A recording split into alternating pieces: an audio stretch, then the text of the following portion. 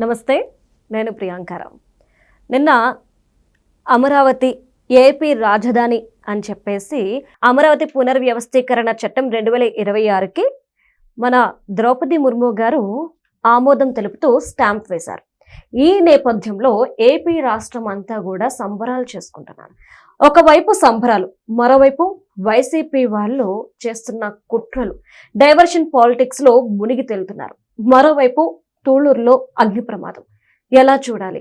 ఇంకోవైపు చూస్తే ఏబిఎన్ మీద దాడి. మరి సంబరాలు చేసుకోవాల్సిన వేళ ఇలాంటి సంఘటనలు చోటు చేసుకుంటున్నాయి అంటే అసలు రాష్ట్రంలో ఏం జరుగుతుంది? ఇదే ఒక క్వశ్చన్ మార్క్. సో దీని మీద డిస్కస్ చేద్దాం. మనతో మాట్లాడడానికి సీనియర్ జర్నలిస్ట్ సిఎస్ రావు గారు ఉన్నారు, ఆయన అడుగుతాం. నమస్కారం సార్. నమస్తే. అంటే ఇప్పుడున్న సిచ్యువేషన్ లో ఆనందంతో సంబరాలు చేసుకోవాలా, లేదా వైసీపీ చేస్తున్న డైవర్షన్ పాలిటిక్స్ లో భాగంగా అందరూ కూడా తలలు పట్టుకొని తిట్టుకుంటూ కొట్టుకుంటూ ఉండాలా? ఏం చేయాలి? ఆంధ్రప్రదేశ్ వైపు చూస్తుంటే, ఆంధ్రప్రదేశ్ పాలిటిక్స్ వైపు చూస్తుంటే బాధేస్తుంది ఒక రకంగా చెప్పాలంటే. ఎందుకనంటే ఒకవైపు ఒక జర్నలిస్టు నిన్నగాక మొన్న మాట్లాడారు. ఆ మాటలు వింటే నాకు జర్నలిస్టు అయి ఉండి కూడా ఇలా ఎందుకు మాట్లాడుతున్నాడు? ఆంధ్రప్రదేశ్ ప్రజలందరినీ మాట్లాడుతున్నారు, అందరినీ అన్నారు. సరే, నాకు అది బాధేసింది. ఆ తర్వాత వెరీ నెక్స్ట్ డే ఇప్పుడు వైఎస్ఆర్ కాంగ్రెస్ పార్టీ వాళ్ళు అమరావతి రాజధాని అనే దాని మీద గత 3-4 రోజుల నుంచి చర్చ జరుగుతుంది. చర్చ జరుగుతున్నటువంటి క్రమంలో రాజధాని లేనటువంటి రాష్ట్రంగా ఉన్నటువంటి ఆంధ్రప్రదేశ్కి ఎట్టకేలకు గెజిట్ వచ్చేసింది. రాష్ట్రపతి ఆమోద ముద్ర వేశారు, రాజముద్రతో వచ్చేసింది. అమరావతి రాజధాని ఆంధ్రప్రదేశ్కి అనేటువంటిది ప్రతి తెలుగువాడు సంతోషించదగ్గ అంశం. సరే, అది వాళ్ళకి ఇష్టం లేకపోయి ఉండొచ్చు, ఆ పేరు అనేది. అది వాళ్ళ ఇష్టం, దాన్ని నేను తప్పుపట్టలేదు, కాదంటలేదు, ఎవరి ఇష్టం వాళ్ళది. కానీ ఓవరాల్గా అమరావతి ఒక రాష్ట్రానికి రాజధాని అమరావతి అనేది ఒక ఫిక్స్ అయిపోయింది కదా. దానికి చట్టబద్ధత కల్పించారు. అల్టిమేట్గా ఏంటంటే మెజారిటీ ఎటుంటుందో దానికి ఆమోద ముద్ర వేస్తారు ప్రజాస్వామ్యంలో. ఏదైనా సరే మీకు నచ్చినా నచ్చకపోయినా. సో కాబట్టి దాన్ని ఆమోదించాల్సిందే. ప్రజాస్వామ్యంలో మీకు ఇష్టం ఉన్నా లేకపోయినా మెజారిటీ ఒపీనియన్ ఆమోదించాల్సిందే. కాబట్టి సంబరాలు జరుపుకోవాల్సినటువంటి టైం అది. ప్రపంచవ్యాప్తంగా తెలుగు వాళ్ళు ఎక్కడున్నా సరే సంతోషంతో, ఆనందంతో, మతాలకు అతీతంగా, కులాలకు అతీతంగా, ప్రాంతాలకు అతీతంగా సంబరాలు జరుపుకోవాల్సినటువంటి రోజు అది. 6వ తారీఖున రాత్రి గెజిట్ ఇచ్చారు, రాజముద్ర వేశారు, ఆంధ్రప్రదేశ్కి అమరావతి రాజధాని అని చెప్పి.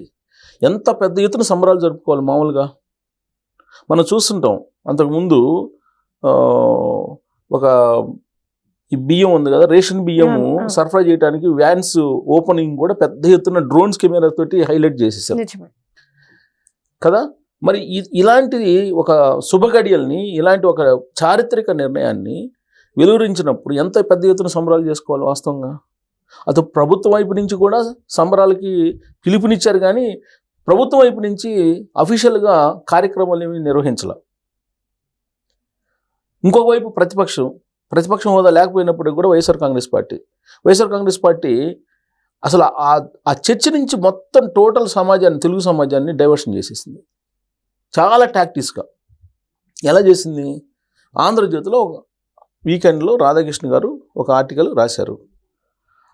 ఆ ఆర్టికల్లో జగన్ గారు వీగన్, మావిగన్ అనేది వాటన్నిటిని ప్రస్తావిస్తూ జగన్మోహన్ రెడ్డి గారి మీడియా కానీ, జగన్మోహన్ రెడ్డి మీడియాకి అనుబంధంగా ఉన్నటువంటి మీడియా కానీ గాడిదని గుర్రంలాగా, గుర్రాన్ని గాడిదంలాగా చూపించేటువంటి దాంట్లో సిద్ధహస్తులు అని చెప్పి ఆయన మెన్షన్ చేస్తూ లేడీస్ అంశాన్ని తీసుకొచ్చారు కంపారిజన్లో.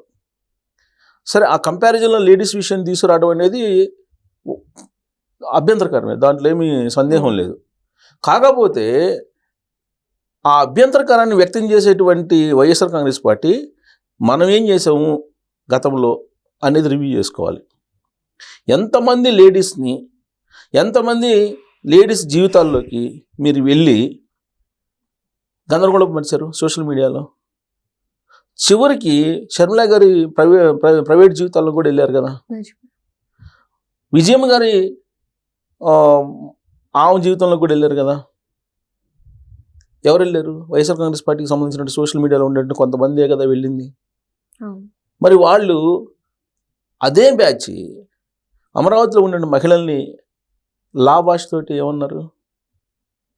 వాళ్ళు గుర్తుపెట్టుకోవాలి కదా. దీన్ని పెద్ద ఎత్తున దాన్ని పెద్ద ఉద్యమంలాగా తీసుకొని దీన్ని టోటల్గా విధానపరమైన నిర్ణయం ఏదైతే ఉందో అమరావతి రాజధాని అనేది దాన్ని డైవర్షన్ చేసేసారు. దాని గురించి ఇవాళ మాట్లాడుకోవట్లేదు ఎవరు. ఏం మాట్లాడుకుంటున్నారు ఇప్పుడు? రాధాకృష్ణ గారు ఏం రాశారు, మరి వీళ్ళు ఎందుకు ధర్నాలు చేస్తున్నారు? ఈ మధ్యకాలంలో ప్రజా వ్యతిరేక విధానాలపైన జగన్మోహన్ రెడ్డి గారు పిలుపునిచ్చారు కొన్ని, ఆయన ప్రజా వ్యతిరేక విధానాలు అని చెప్పి. లాస్ట్కి కోటి సంతకాలు మెడికల్ కాలేజీల మీద పిలుపునిచ్చారు కదా, అప్పుడు కూడా ఇంత పెద్ద ఎత్తున తరలిరాల వచ్చారు ఇవాళ వైఎస్ఆర్ కాంగ్రెస్ పార్టీకి సంబంధించిన కార్యకర్తలు లేదంటే లీడర్లు. ఎందుకు?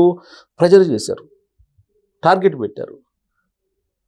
టార్గెట్ పెట్టి మీకు వాళ్ళ సొంత ఛానల్లో సొంత మీడియాలో చూపిస్తున్నారు. అసలు రాజకీయ పార్టీలకి ఛానల్స్ మీడియా ఉండకూడదండి. ఏ రాజకీయ పార్టీకైనా అసలు మీడియా ఉండకూడదు.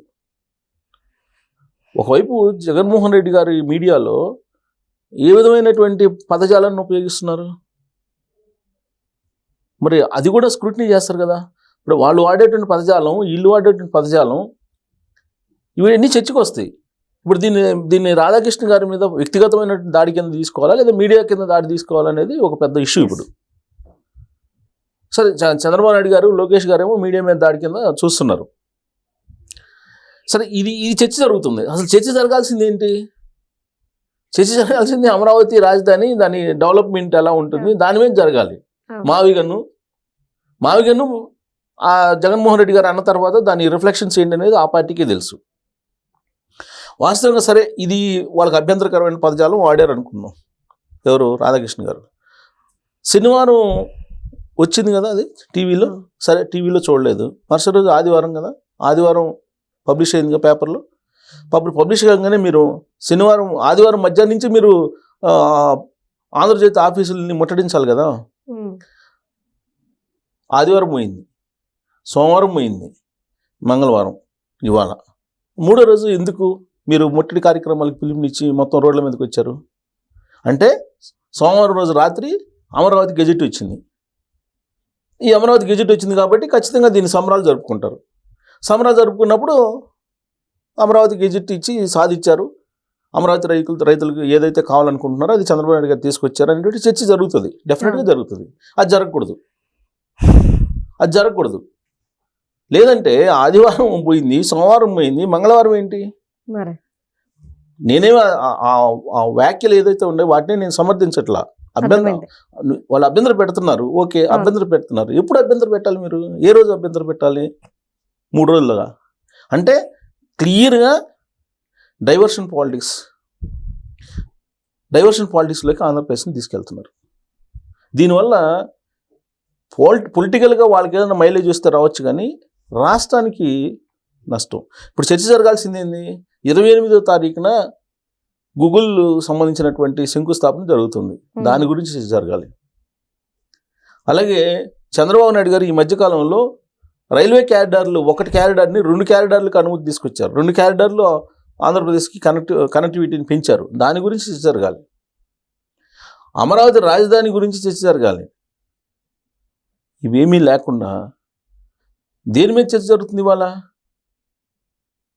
ఇదంతా పొలిటికల్ డైవర్షన్ పాలిటిక్స్. ఈ డైవర్షన్ పాలిటిక్స్ వల్ల సమాజానికి, ప్రజలకి నష్టం.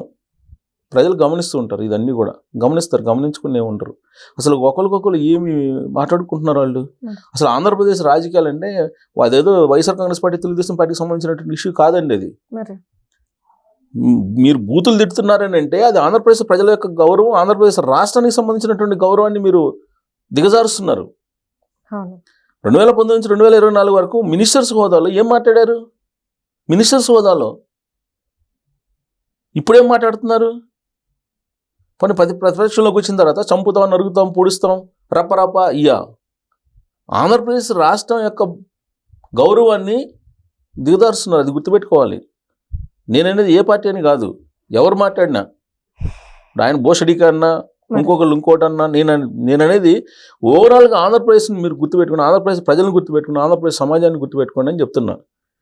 ఆంధ్రప్రదేశ్ రాజకీయాలు అంటే ఇలానే ఉంటాయి అనేటువంటి ఒక ముద్ర ఏదైతే వేస్తున్నారో అది దురదృష్టకరం.